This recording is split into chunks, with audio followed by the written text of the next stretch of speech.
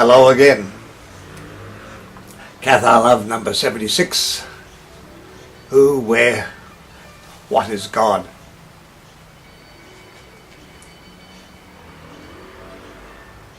I suppose there isn't a human being that has ever lived in this lifetime or previous that haven't posed that question either to themselves, to a priest, guru, rabbi, or listened to someone's opinion on who, what and where is God. In other words, probably in many ways to give substance to the meaning of life. I'm impelled to talk about this today for a number of reasons. One was I gave a talk yesterday at the Joanna the Accuser. It's a Franciscan Spiritist house. This is the people from Brazil, absolutely charming and delightfully friendly, and it was a splendid afternoon and lots of interesting questions. They, as I am, are very much involved with reincarnation, and reincarnation obviously means past lives. So that had me thinking about some questions in depth. The other thing was, I mentioned yesterday that today was the 771st anniversary since the massacre at Montsegur, when the over 220 odd Cathars were burned. Well, they weren't, but the most amazing thing was that with those Cathars that were burnt to death was that 20 odd previously were mercenaries, and their wives or girlfriends that stayed, and together they decided that they would stay behind and be burnt to death with their Cathar friends that previously they were defending with force of arms. So that was the degree of love that the Cathars inspired, and the Cathars of course are all about love. And that anniversary is today, but I've got a previous clip on, in fact it's termed the massacre of Montsegur. So if you want to find out some details about that situation, you can go to that. But who, what, where is God? Well, I've certainly done my had my range of questions, done my bit of checking, but because I've been involved with hypnosis, with the hypnotic show, I did hypnosis myself, past life regression. I was also manager of Renrico, who's a professional hypnotist, and we used to do it on the stage, most amazing times to see how people react. But it certainly gave me a tremendous respect for hypnosis and the fact that it can go to the subconscious, and to the fact that you can go to previous past lives. And not only that, with another hypnotic session you can go back to that same past life. You can explore the situations of that past life, the historical facts appertaining to that period of time. But these are facts according to that person who you are hypnotizing.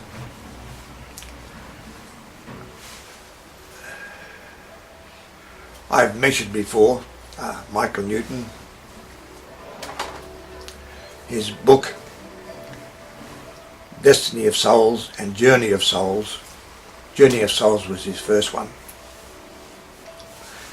And I sat up and took notice, because in his books, whenever those people who are hypnotized, and it didn't matter whether they were Christian or whatever religion or no religion at all, when they were questioned about God and also their journey in between lives, in between reincarnated lives, their period in the world of spirit, they either refused to discuss the subject of God altogether, and when he pressed one person and they gave the reason, and it was because we personalise God. We tend to think of some light, or it's an old man with a beard and what have you, and they said this is just the wrong impression and so forth. It's easier not to talk about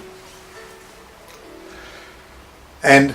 But they referred on each occasion, in the world of spirit, they referred to the source. And this is consistent, and I persisted in going through both books and highlighting every situation when they spoke about God, what was their reaction and what was their answer, and in every case it was the source of all.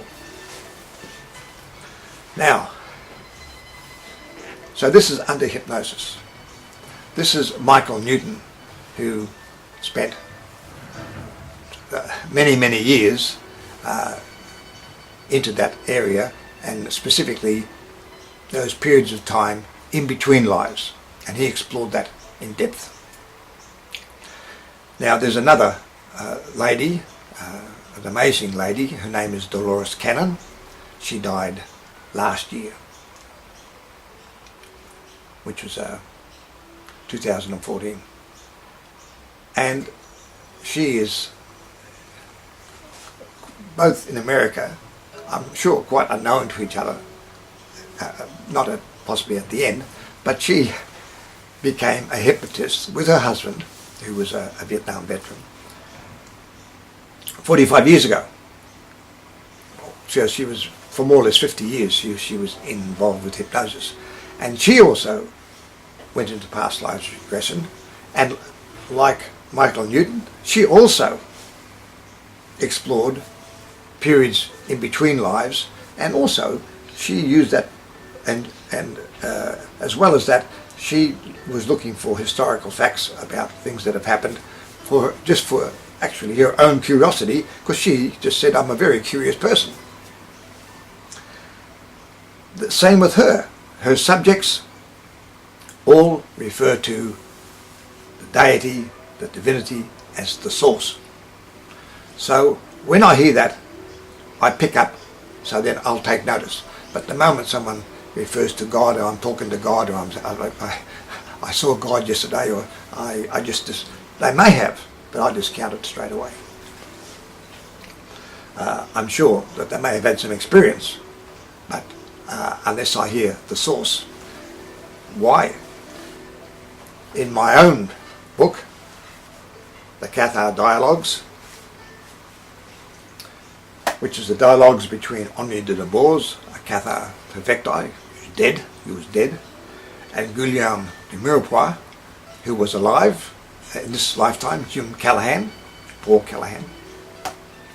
And they had 8 years of dialogues and talking, and Henri de Dolores, who was an old Cathar who died over 700 years ago, and this is where I first got my information about the source, he says the deity, it can be called the ungrounded, the divine, but he said they refer to it as the source. So we have the source again. From another place, another position, quite unrelated to the others, and yet they regard the divinity, they regard the Creator as the source.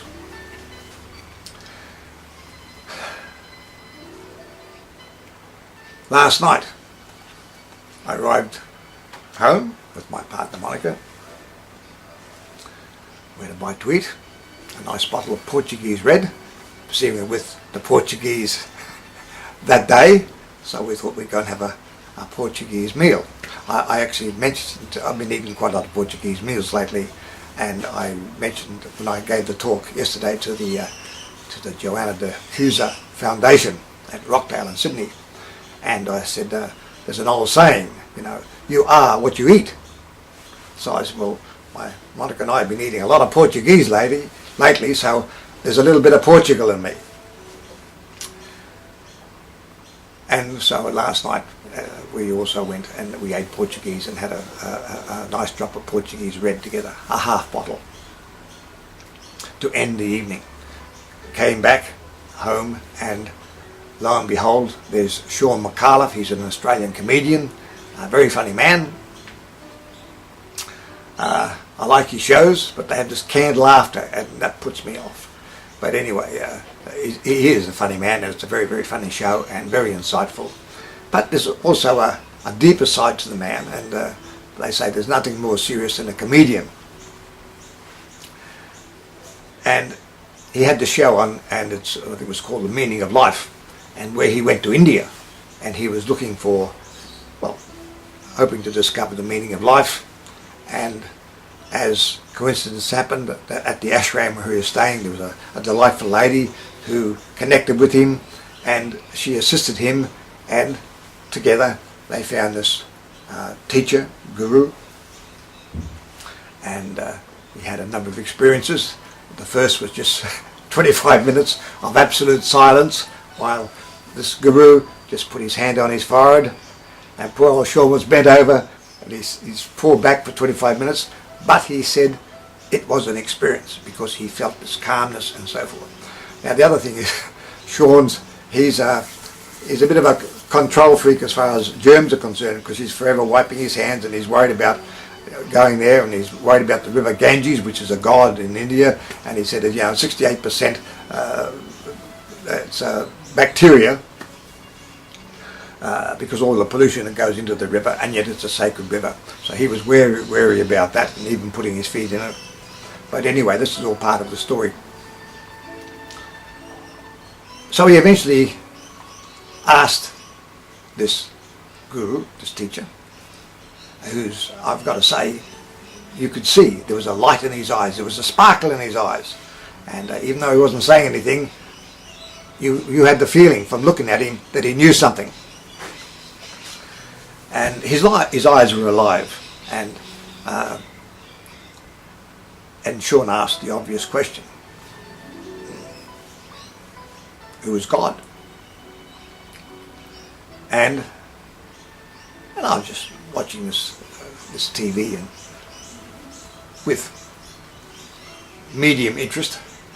But when that teacher, that guru, said, God is the source, my ears pricked up. They're magic words to me, because it gives credence to anybody who's talking about God.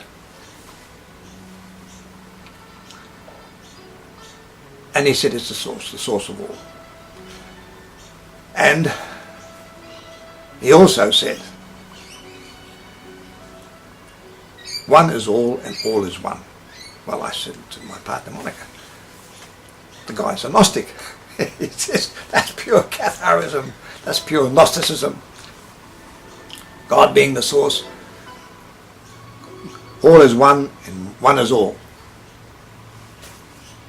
So my ears, I was all alert, and from that point onwards I took an avid interest in what actually happened.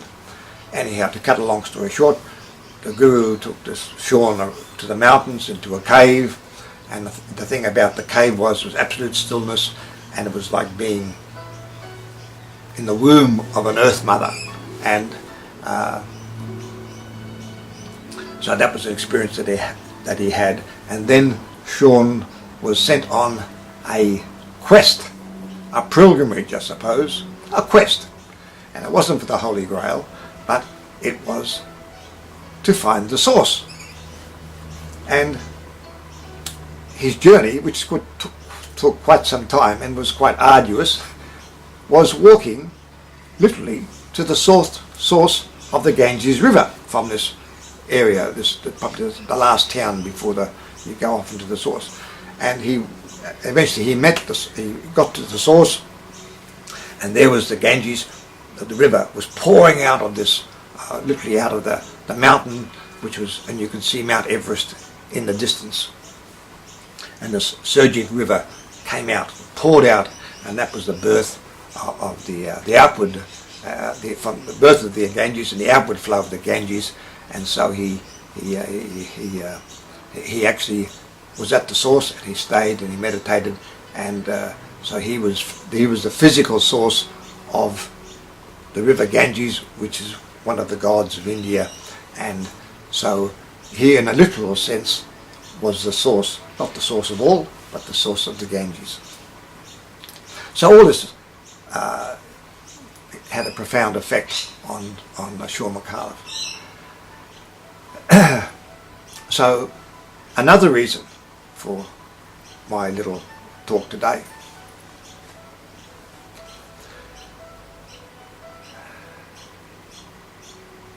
I like the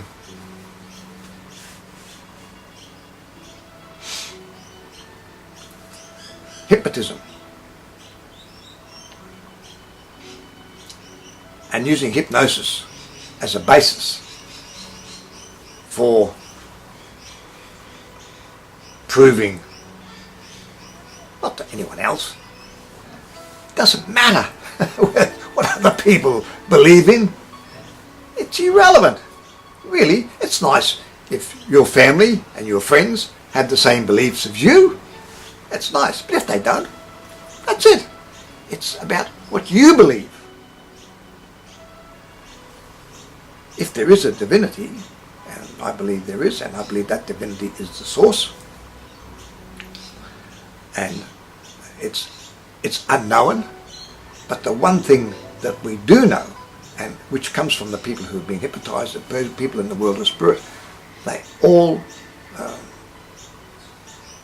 Michael Newton, this Dolores Callan, they all say it is simply love. It's not just, it's the source, but it's also the source of love. And all of creation is created out of love.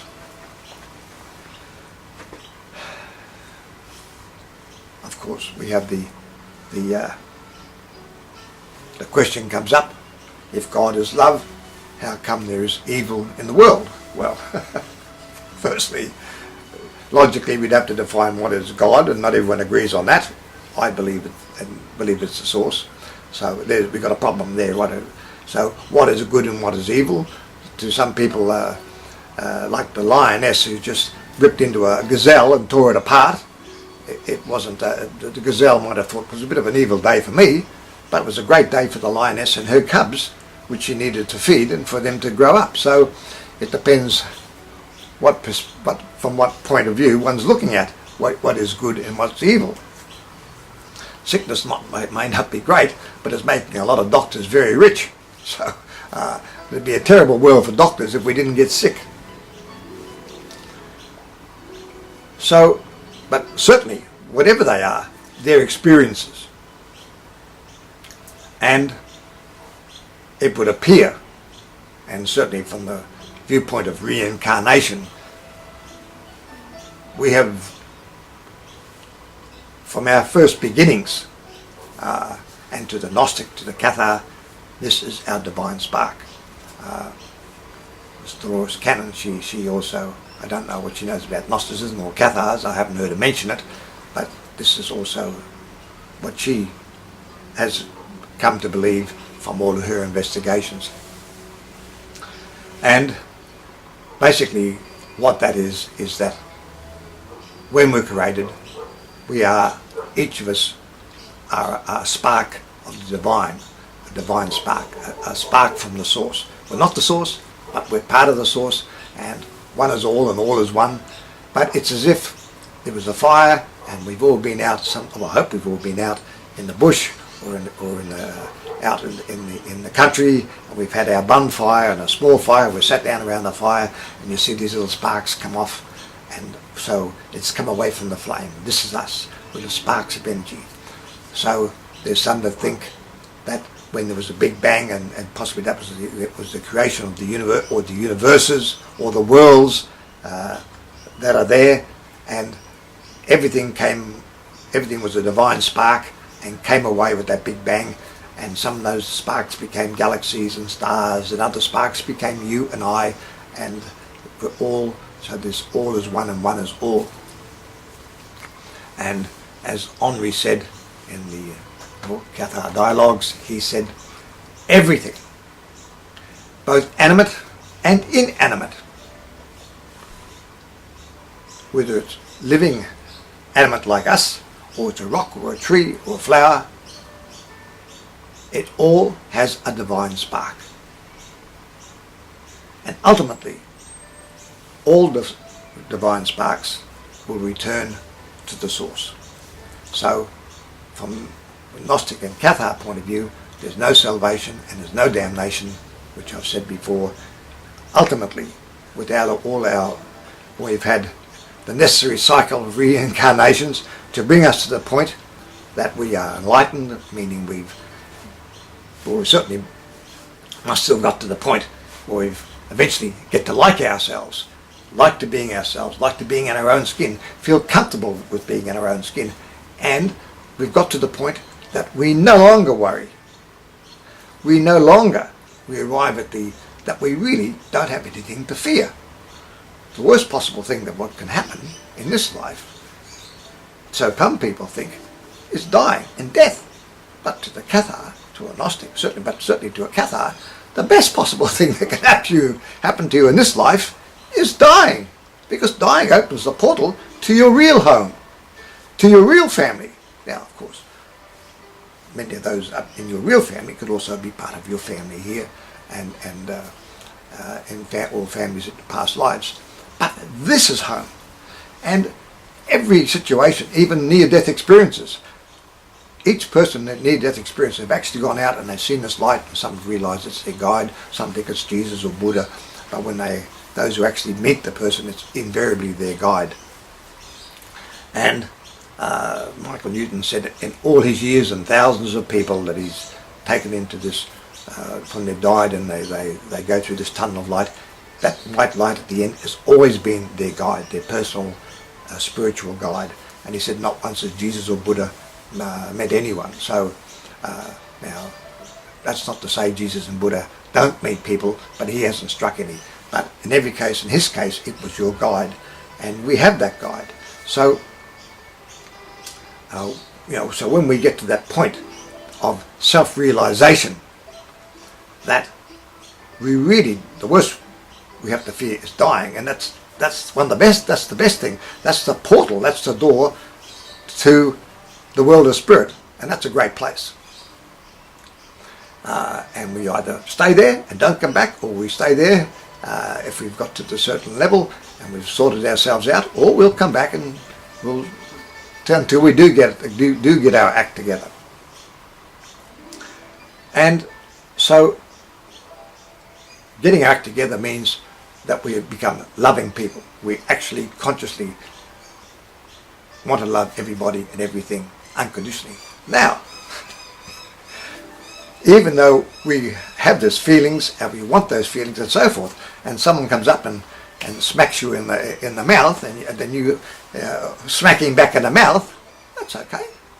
We're human beings. It was a natural reaction, and especially if you're an ex-soldier or whatever it happens to be, or you've done boxing as a training. But the point is, once you get yourself together, you realise, trying to find out what happened, and you get that out of you. And even if it was something very nasty, you get rid of that and you forgive it and get it out of you. Don't. To keep something within is to hurt yourself. Forgiveness is about you, not that person. So, all this divine spark is we ultimately all return to the Creator, to the Source. The other thing is, and I think it's a very good point, and it's something that Henri Dolores, I mentioned in my book, he says, no matter what you do, you're a serial killer. No matter what, you cannot sin against the Source.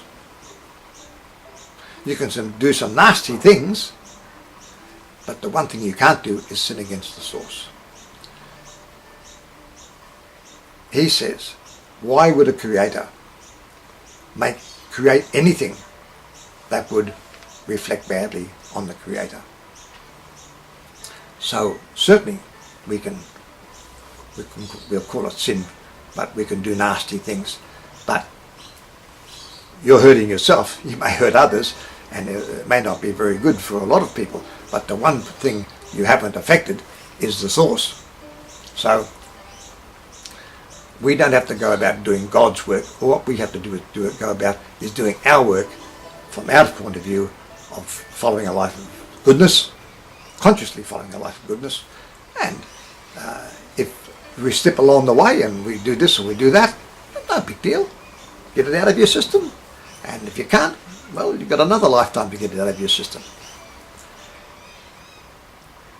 When we are created, when we become that divine spark for the first time, we are given the gift of immortality for eternity. So we've got quite a distance to go, and within that distance to go, that journey, we've got plenty of time to work things out. And as Henri de Boers said, don't worry about the destination. The journey is as important as the destination.